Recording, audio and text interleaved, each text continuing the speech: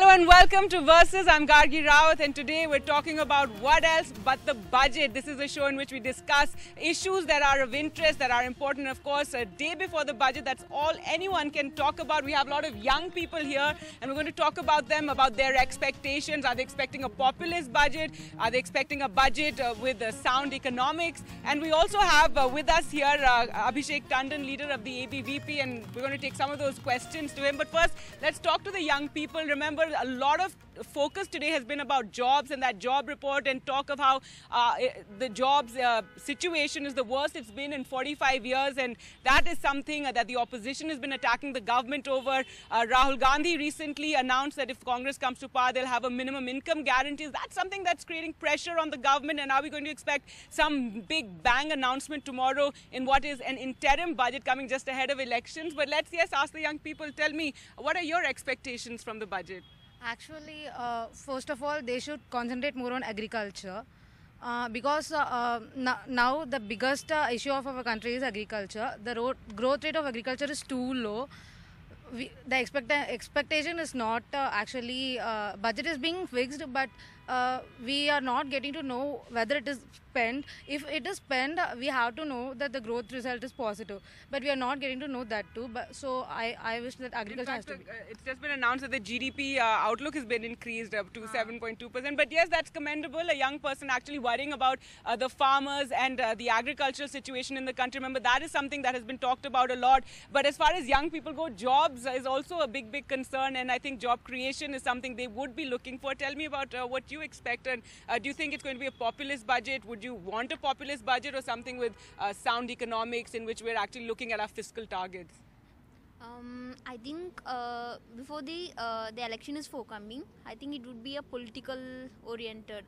Because it's a loss year for the Modi government. So it might be if they focused on more on agriculture, it would be their idea would be on to get a polls on a lower level peoples. I think so.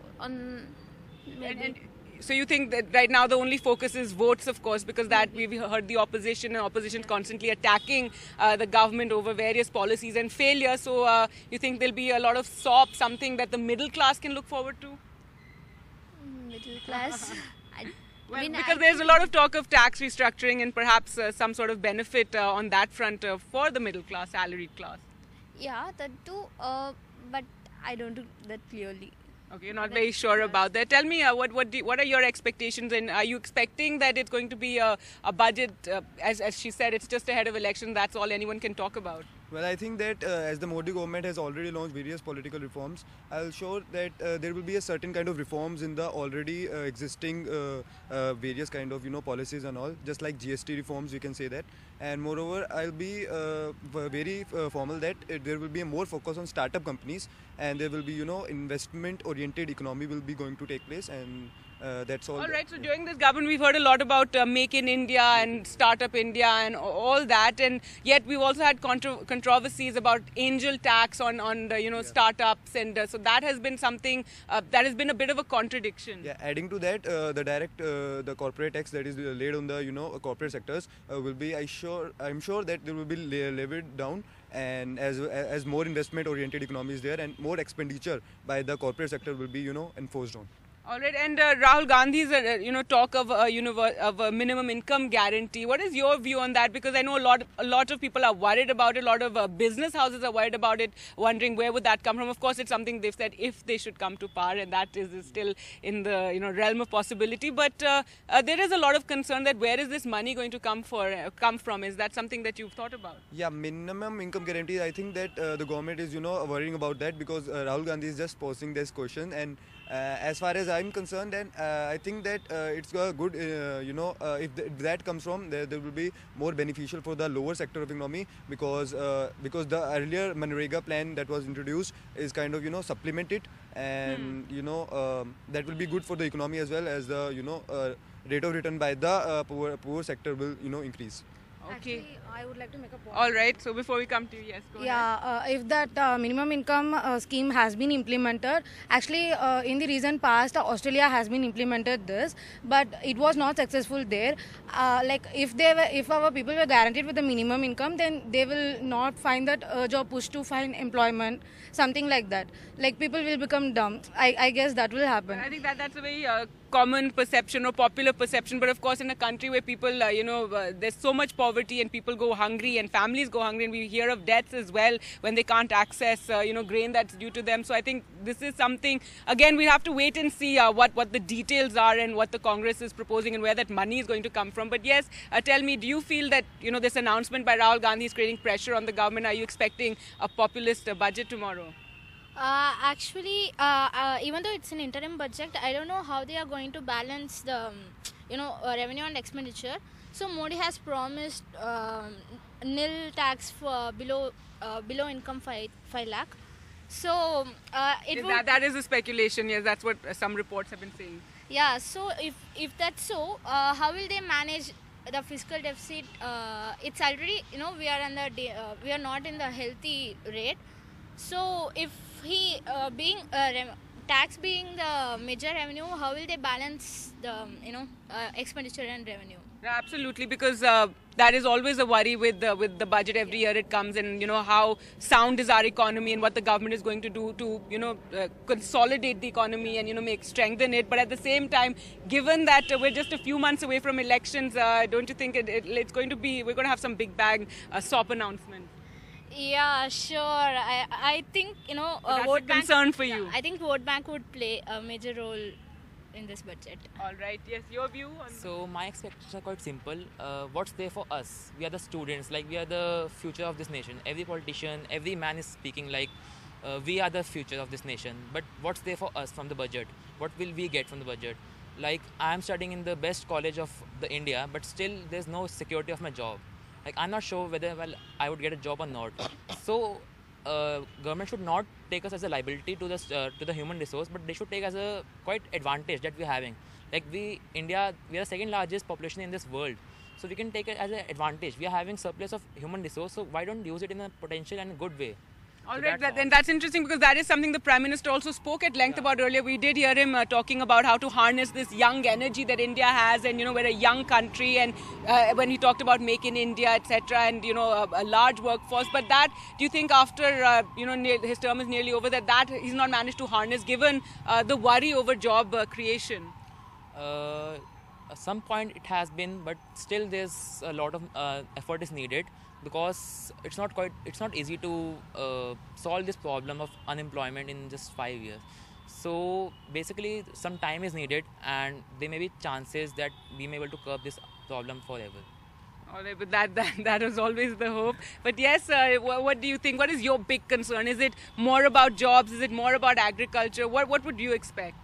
There should be a balanced budget. Like, I believe in his point that youth are the biggest resource which India has today. Like, more than 50% of population below the age of 25, more than about 60% below the age of 35. So government should spend more on channelizing the potential of the youth and job creation. Like, mainly the youth in the urban area have some sort of job security. Like, they aim for a higher job, but they are sure that they will get a job with like minimal package. But the youth in the rural areas, in the suburban areas, end up getting jobs in the informal sector or in the agriculture, like which also leads to disguised unemployment, problem of disguised unemployment and unemployment in the country. So the government should spend more on job creation, and youth, it should focus more on the youth, and the problem of agriculture should also be solved, because the farmers' condition in India is pathetic. Like, there's so much of indebtedness, the farmers are under so much of pressure. Like, in some season there's rot, these crops get destroyed, but in some season there is a glut of crops, because of which the prices go down. So the government should guarantee some sort of... And what did you think about Rahul Gandhi, the Congress's move of waiving farm loans? Do you think that was a very good move, or do you think more needs to be done? Well, that's a very debatable issue, because there are many solutions to the farmers, the problems of the farmers. One can be farm loan waivers, but most of the experienced economists argue that farm loan waivers further increase NPAs, because it encourages the farmers to take loans whether they need it or not. More like a band-aid for a massive problem. Yeah. So a better way, according to me, I'm not that experienced, but a better way, according to me, is to increase the MSP prices for crops, or we can reduce the interest rate, or slash completely the interest rate for farmers who pay the installments on time. So all right, so okay, very interesting suggestions. Yes, Abhishek, so clearly the young people here have lots of ideas and lots of expectations, but there is concern that it's going to be a populist budget given the pressures that the government is under, given we're going to election soon. I'm really happy to share this place with these young students, because I think they have given excellent analysis of what they want. And, several times you tried to mention Rahul Gandhi, but they digressed it and immediately came to the development issue. Obviously, that's the most recent thing that's happened, and it is something that is definitely creating pressure on the government. So I think the minimum income, whatever he has offered, is something which is very similar to Manrega. And, we all know what happened to Manrega. Also, what happened to Manrega? The government has increased the Manrega outlay after criticizing it initially, but then they increased it. Yes, and we are saying that Manrega is running and the results are there. So I'll quickly answer on the point of unemployment. See, what happens is that whenever certain new schemes, new initiatives are launched, it's a transition phase. Time will take, but this unemployment rate will come down. And also we need to understand that this unemployment, actually, when we speak here, Niti Aayog has said that the report is not verified yet. But still, if we concede the fact that this was the rate, we need to see that, it is a percentage change. It's not an absolute number, one thing. And two, you don't see cars running just after laying foundation stone of a flyover. So you need to wait. Things are getting for the betterment, and you'll see that the moment these schemes are percolating down under, the results are going to come. On the issue of populist budget, I personally feel that this was one speculation which was made last year as well. Knowing that just before elections, government is only going to give a vote on account. And the same speculations are here as well. As far as what... It's an interim budget this time, not vote on account. Yeah, it's an interim budget, but I don't see government, going off the board and announcing things which are going to hamper their fiscal deficit targets. And I guess we certainly hope so, yes. Yeah, and also the other thing which I feel is looking at the Modi government, they have been very balanced.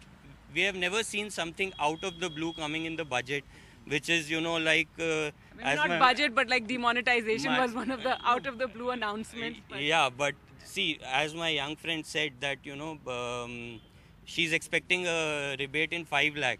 So till 5 lakhs, no income tax.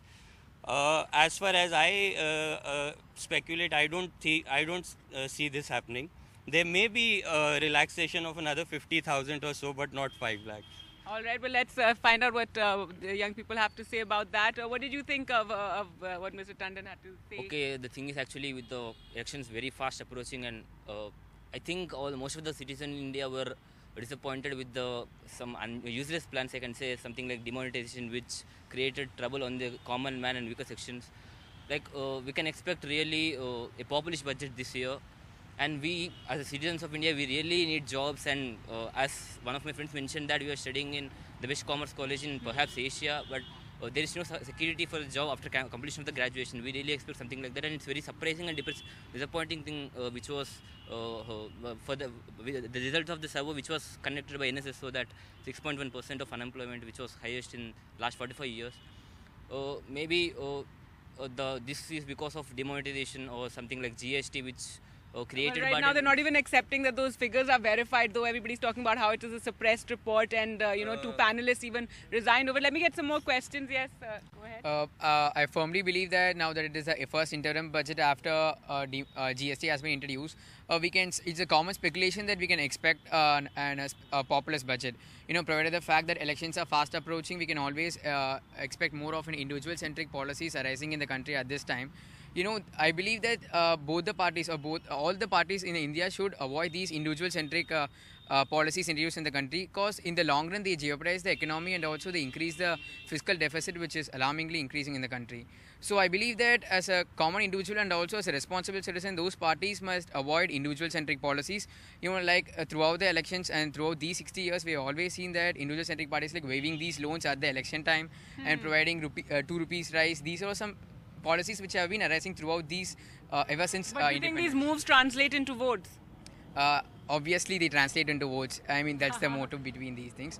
But still, I believe that it's time for the parties to stand up and avoid these populist budgets and go towards increasing the economy by reducing the fiscal deficit in the long run. All right, strengthening the economy, that's what the young student says. Well, time for us to slip into a short break. We'll be back with more.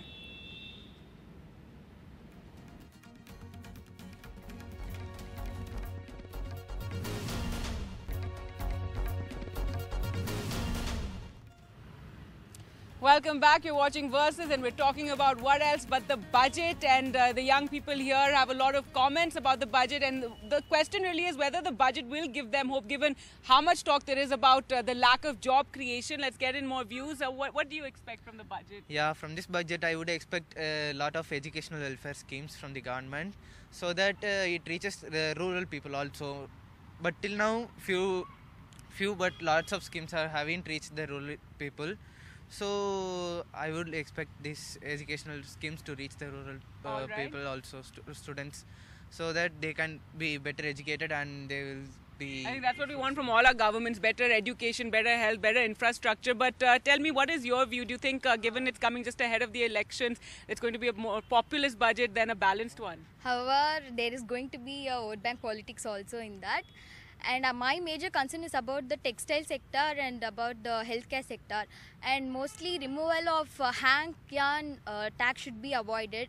Actually, GST is levied on the hang yarn 5%, so that must be avoided so that it will That help is the quite some handloom detail. weavers. Yeah, they are not into much detail about that. No one knows about it, so that some action must be taken against that. Good so that you're highlighting that, but we're also now joined by Akshay Lakra, NSUI president, Delhi president here, and thank you for coming here. We were discussing with the young people earlier about whether expecting a populist budget and whether Congress's announcement of minimum income guarantee has created pressure on the government to also come up with some kind of big bang announcement. See, basically, as all the students are here, I would like to tell you all of them that since 2014, all the students and the youth of the country have been disappointed. They have been betrayed. And India being, we are having this grant-based education system. And now the Modi government is rushing towards the privatization and introducing self-financing courses. They are cutting the budget of Central University. They are going for seat cuts. And we are moving towards a loan-based education system. How is it seat cuts? They're increasing the seats, in fact, because of the 10% quota announcement. Who said? It was disrespectful that the president of the country had to come forward and save the BJP.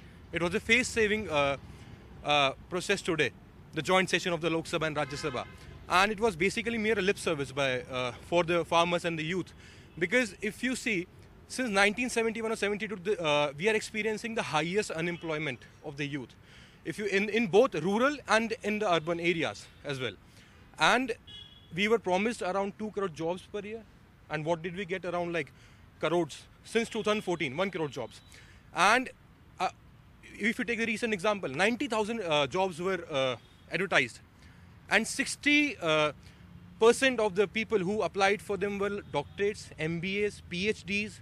All right, so yes, job creation has been a concern. Yes, Abhishek, what do you were talking about this issue of job creation and how that's the big worry right now. So I would like to first answer him on certain things which he has raised. There are 2-3 uninformed comments which he has made. One is on seat cut. Recently, government has increased 25% of the seats, as you also mentioned. Also, there are certain things on grants. Day before yesterday, there was an increase of 24 to 35% in the research scholarship grant. But they were asking for 80%, so there was some disappointment. No. That's not true. They are not asking for 80%. They were asking for much more. I think it was much smaller, and there was disappointment. There is another scholarship, that is PM Research Scholarship, which is launched for the first time which is giving All right. 80,000 Okay, we're rupees. going into education, but here we're still talking about the budget and expectations and whether we're expecting a balanced budget tomorrow or a populist budget. See, Mr. Piyush Goyal will be presenting the budget, as you all know, as he has taken over the finance ministry.